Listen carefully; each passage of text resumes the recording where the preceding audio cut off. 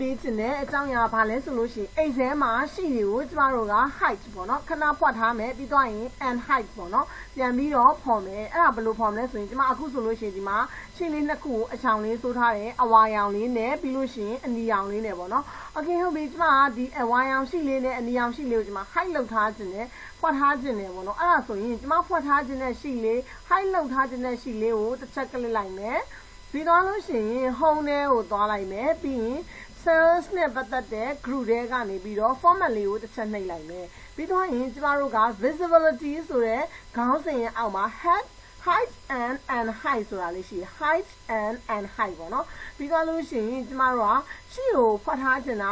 height လောက်ထားခြင်းတာဖြစ်တဲ့အတွက်ကြောင့်မလို့ height ရှိဆိုတာလေးကိုတစ်ချက်ကလစ်လိုက်မယ်ဒါဆိုရင်ကျမရဲ့အဝါရောင်ရှိလေးကပျောက်သွားပြီပေါ့နော်ဒါဆိုရင်မမြင်ရတော့မရှိတော့ဘူးပေါ့နော် okay ဒါဆိုအနီလေးကိုလည်းအဲ့လိုပဲကျမဆက်ပြီးတော့ height လုပ်မယ်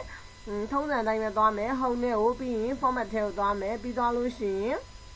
visibility အောက်မှာ height and height ပြီးလို့ရှိရင် height ရှိဒါဆိုတော့မှတ်မိမယ်ထင်ပါတယ်ဒါဆိုလို့ရှိရင်ကျမခုနကရှိနေတဲ့ကျမရဲ့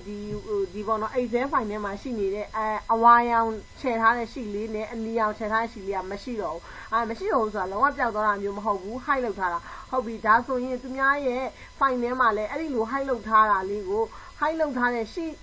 ပေါ့နော်ကိုယ်ထဲမှာရှိမရှိဘယ်လိုပြန်ရှာမလဲเนาะဟုတ်ပြီ home ထဲကိုသွားလိုက်မယ်ပြီးရင် cells နဲ့ပတ်သက်တဲ့ group တွေက format ထဲကိုပဲပြန်သွားမယ် visibility ရဲ့အောက်မှာပဲ height and height ကိုနှိပ်မယ်ပြီးရင် and height ရှိဆိုတာလေးချက်ကလေးလိုက်မယ်ဒါဆိုရင်ကျမတို့ height လောက်ထားတယ်เนาะဖွက်ထားတဲ့ရှိလေးနှစ်ခုကိုတွေ့ရတယ်အဲ့တော့ကိုပြန်ပြီးတော့ and height လောက်ချင်တဲ့ရှိကိုယူရင်းမယ်ပြီးရင် okay လေးကိုနှိပ်လိုက်မယ်ဒါဆိုလို့ရှိရင်ကျမအဝါရောင်နဲ့ချက်ထားတဲ့ရှိလေးကပြန်ပေါ်လာပြီ